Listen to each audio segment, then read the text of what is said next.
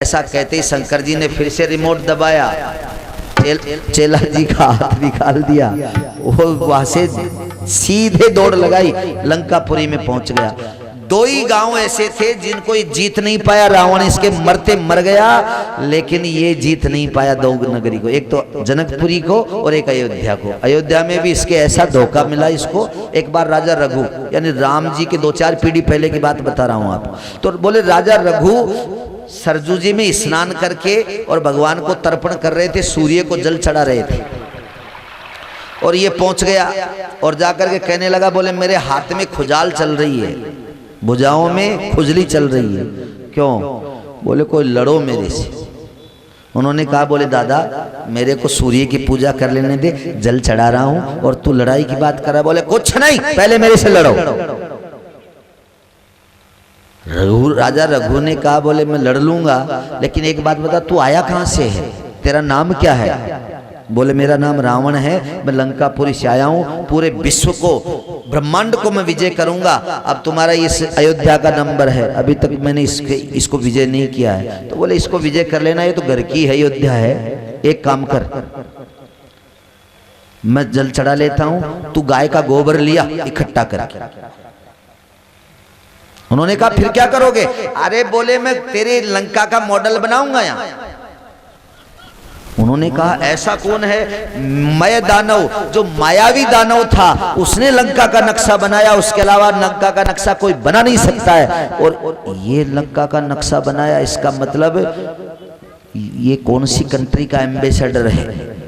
Ambassador जानते हो ना, दूध या बिल्कुल किसी देश की राजनीति को गहराई से जांच करके आ जाए, ऐसा जाकर के भेदी, तो यह कौन हो सकता है? तो बोले देखता हूं। उसने क्या किया, चारों तरफ से गोबर इकट्ठा करके ले आया।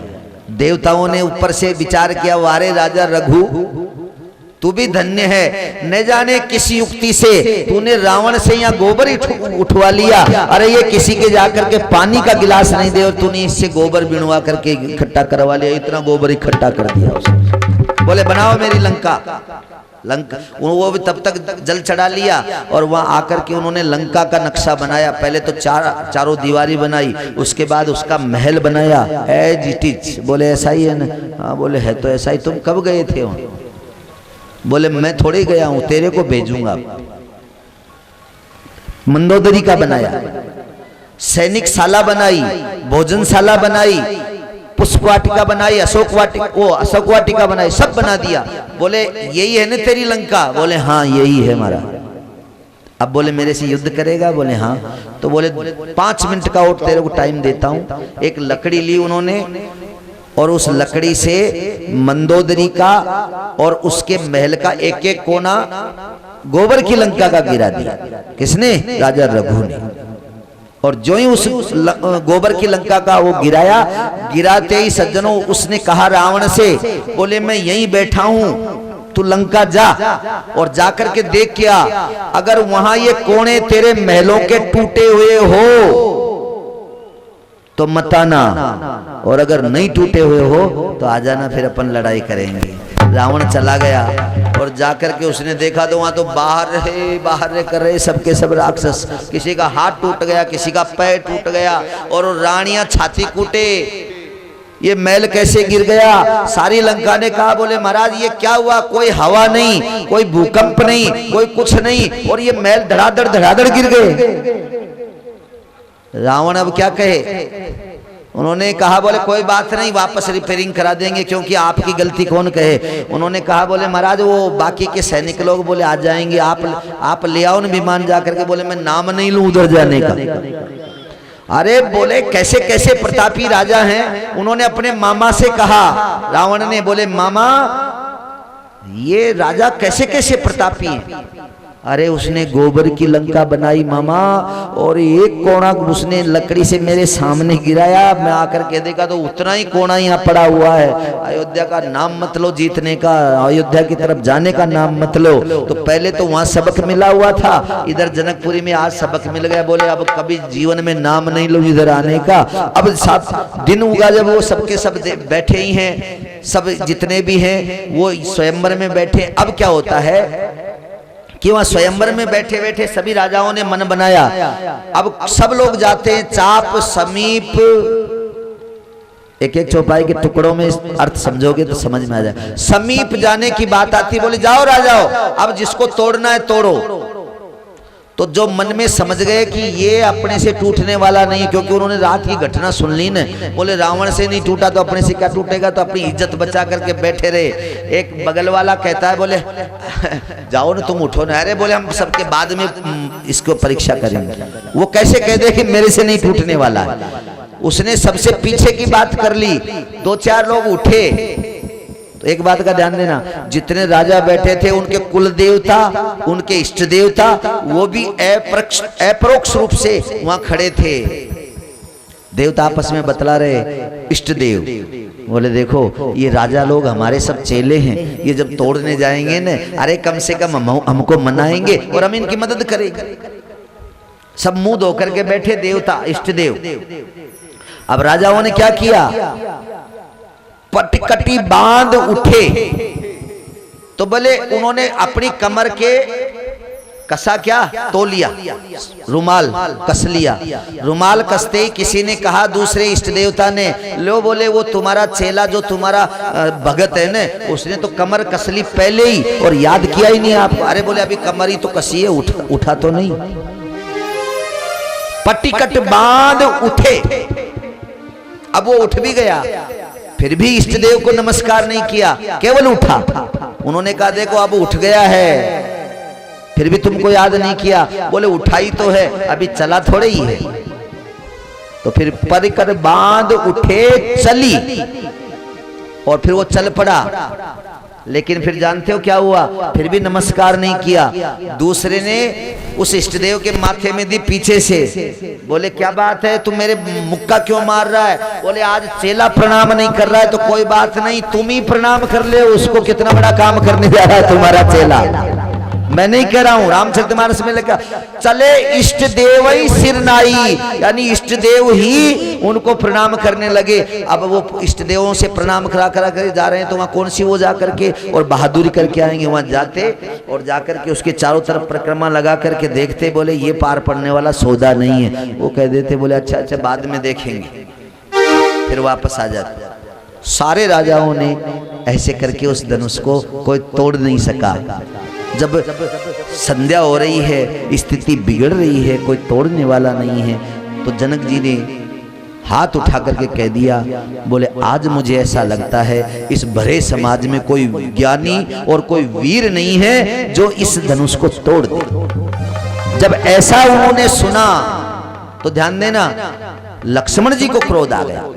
उन्होंने कहा, बोले महाराज आप कहो तो कंदुकयु ब्रह्मांड उठाऊं। अब राजा सुन रहे थे, उन्होंने धीरे से एक के कान में कहा, बोले ले दादा अब ब्रह्मांड उठ रहा। बोले अपन, बोले एक काम ये है कि ब्रह्मांड उठेगा तो कोई बात नहीं, अपन भी इसके साथ उठ जाएंगे। फिर बोले फिर रखेंगे जब अपने अपने घर चले चले। तो बोले तुम ब्रह्मांड से अलग हो क्या। मतलब राजाओं ने ऐसी बातें की वहां कि उनकी बातों को सुन सुन करके आपको और अपने को क्या देवताओं को भी हंसी आ रही थी। उन्होंने कहा ब्रह्मांड उठ रहा है। बोले उठ रहा है जब तक कोई टेंशन नहीं है। फिर उन्होंने दूसरा शब्द सुना लक्ष्मण जी का, काचे घट जी में दारू फोरी। तो सब राजा इकट्ठे खड़े हो गए, बोले हमको छोड़ देना, हम ब्रह्मांड में तुम उठाओ तो इसमें हमको साथ में मत उठाना। हम संकल्प करते हैं कभी नहीं तोड़ेंगे, इसकी तरफ झांकेंगे नहीं, पर तुम हमको छोड़ देना, कंडुक फोड़ दोगे ब्रह्मांड को, हम मर जाएगा। लेकिन लक्ष्मण जी ने तीसरी बात कह दी। बोले क्या। बोले प्रभु जो तब आया सो पाऊं। तुम्हारी आज्ञा हो तो ये काम कर दूंगा, अन्यथा नहीं करूंगा। राजाओं ने ठंडी सांस ली, उनको समझ में आ गया, बोले राम जी ऐसी आज्ञा देंगे ही नहीं, ये तो उग्रवादी के काम है, अपने काम थोड़े ही है, ये तो अब ये काम नहीं होगा, टेंशन मत करो, बैठो आराम से। राजाओं के सांस में सांस आई नहीं, तो उनको पता चल गया था कि ये फोड़ ही देगा। उसके बाद उन्होंने कहा, बोले महाराज ये सब सुख का वातावरण आप करो इसको। उन्होंने कहा मैं नहीं कर सकता। तो धीरे से राम जी, अब राम जी भी कम नहीं है, धीरे से उन्होंने गुरु जी के चरणों के पास बैठे थे ना, उनके घुटने के हाथ लगा करके बोले गुरु जी, बोले हाँ अब क्या होगा। तो गुरु जी ने भी मजे लेने के लिए कह दिया, बोले हो ही वही जो राम रची राखा, भगवान की जो इच्छा है वो होगा। राम जी ने देखा, बोले ये तो सस्पेंस में आ गया मामला। उन्होंने कहा, बोले गुरुजी तुमने मेरे से कल कहा था सुफल मनोरथ होई तुम्हारे, तो बोले तुम्हारे आशीर्वाद का क्या होगा, मेरा मनोरथ कोई है और वो अगर पूर्ण नहीं हुआ तो फिर तुम्हारे आशीर्वाद का क्या होगा। फिर धीरे से वापस स्थिति को संभाला विश्वामित्र जी ने। उन्होंने कहा पूरा ही मन कामना, तुम्हारी मनोकामना सब पूरी होगी हे राम। अब तुम एक काम करो। बोले क्या। अब तुम उठो और उठ करके जाओ धनुष की तरफ। उठाऊं राम बन जाऊं भव चापा। अब यहाँ एक बात देखना, जितने भी ये गड़बड़ करने वाले लोग होते हैं वो अपनी भाषा को कोड वर्ड में कहते हैं। तो ये कोड वर्ड में जो बात करने की सिस्टम है वो कोई आज से नहीं चल रही है, ये उसी समय से चल रहा है। जब राम जी भी, वो सीता जी जब पार्वती जी के पास गई और उसने कहा चिंता मत करो राम जी धनुष तोड़ देंगे और तेरे को ब्याहेंगे। बोले इसका मुझे संकेत कैसे मिलेगा कि राम ही तोड़ेंगे। बोले सीता जब मेरे पति का नाम आ जावे ना इस धनुष की बात के बीच में, तब तुम समझ लेना कि अब धनुष टूटने वाला है। मेरे पति का नाम क्या है। बोले मेरे पति का नाम है भव और मेरा नाम है भवानी। भवम भवानी चैतन्य मानी। आप बोलते हो ना कर्पूर गौरम करना, तो बोले भव का मतलब शंकर जी। बोले भव का नाम आ जाए तो समझ लेना कोड वर्ड।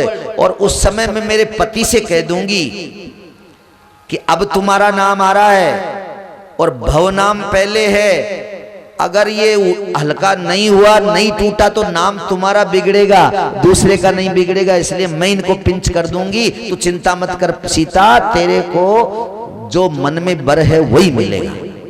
अब यहाँ गुरु जी क्या कहते हैं, उठऊ राम बन जाऊं भव चापा, मीटऊं तात जनक परितापा, मीटऊं तात जनक परितापा, मीटऊं तात जनक परितापा।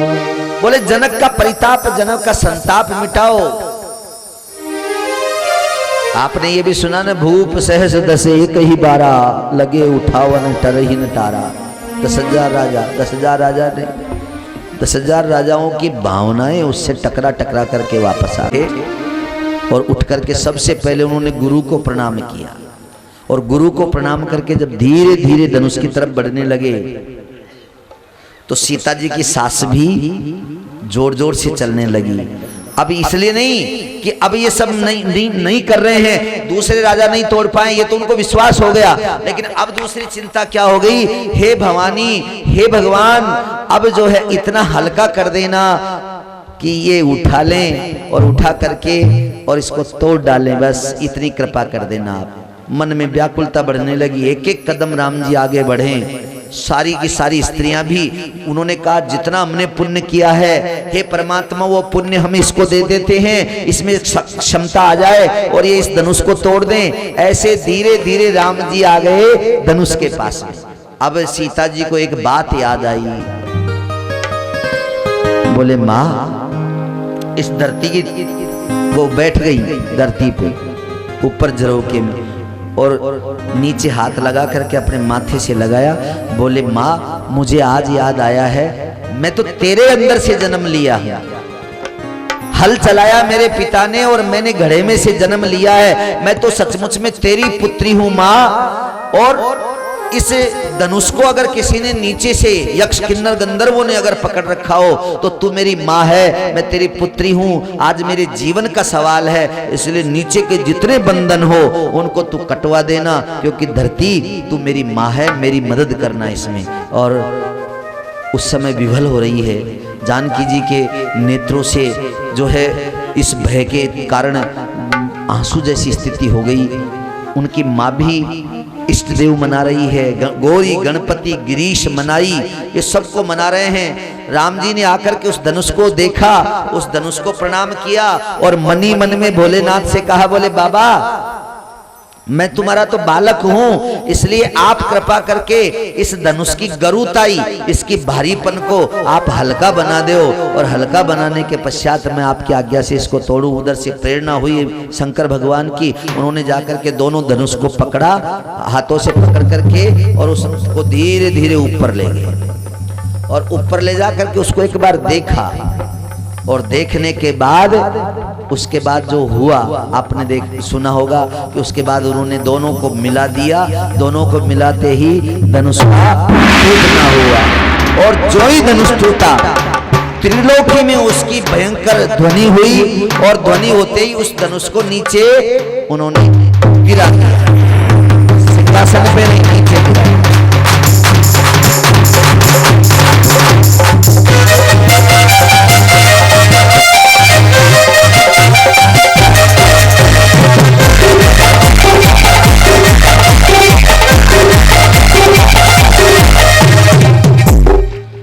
नीचे जो ही धनुष गिराया, अचानक राजा लोग दो चार आए, जैसे कोई आदमी शेर मार दे ना, शेर तो शेर मारने वाला तो चला जाता है, और पीछे से फिर अपने जैसे सीकिया पहलवान वहां पहुंचते हैं, और फिर उसके लठ दे देकर कहते साले तूने बहुत उद्यम किया है, ये लो मरा मराए को क्या मारोगे।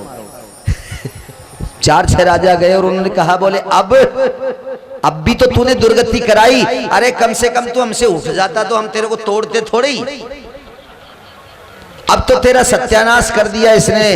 अरे भैया तू जान से गया, और देख कितनी दुर्दशा की इस भरी सभा में। अरे पहले तो तेरे को इतना ऊंचा उठा लिया, बिल्कुल तेरे को बिल्कुल राष्ट्रपति पद पे पहुंचा दिया, और फिर तेरे को तोड़ डाला, और तोड़ा तो फिर तेरे को सिंहासन पे भी नहीं डाला, पैरों में डाल दिया। बता तेरी कितनी दुर्दशा की इन्होंने।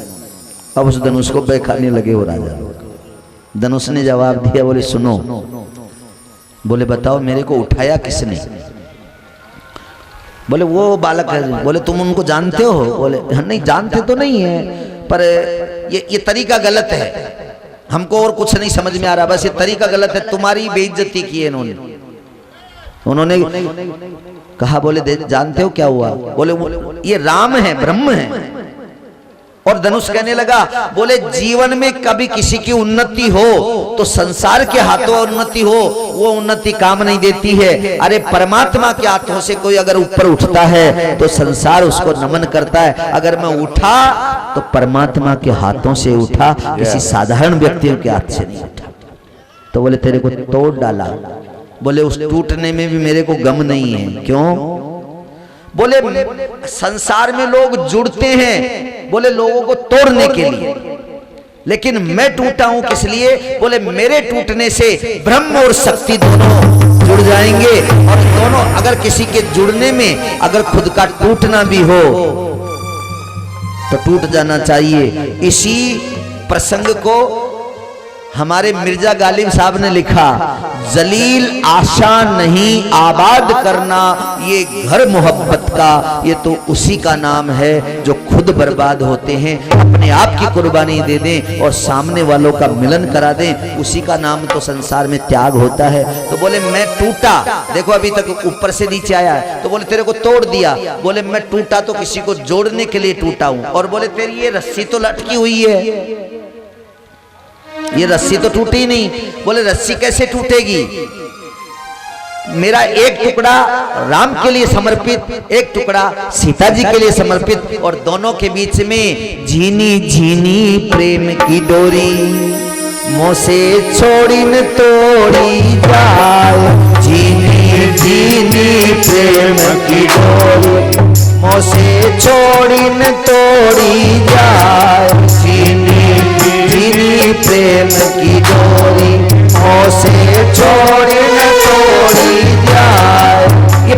डोरी है। और वो प्रेम ही क्या, किसी ने, कवि ने कहा है, और छिनई चढ़े छिन उतरे, और यह तो प्रेम न हो।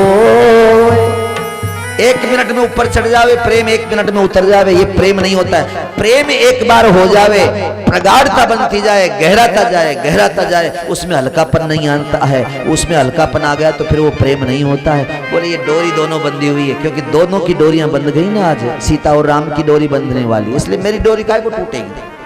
तो बोले तेरे को पैरों में पटक दिया नालायक, यहां भी तेरे को शर्म नहीं आती। 1 मिनट, तो बोले पैरों में डाल दिया। बोले इसका बताऊं उत्तर, बोले हाँ बताओ। बोले मैं उठा तो राम जी के हाथ, टूटा तो राम जी के हाथ, और बताओ गिरा तो उस जगह कौन खड़ा था। बोले राम जी खड़े थे। बोले गिरा तो प्रभु के चरणों में ही गिरा, कहीं संसार में जाकर के नहीं।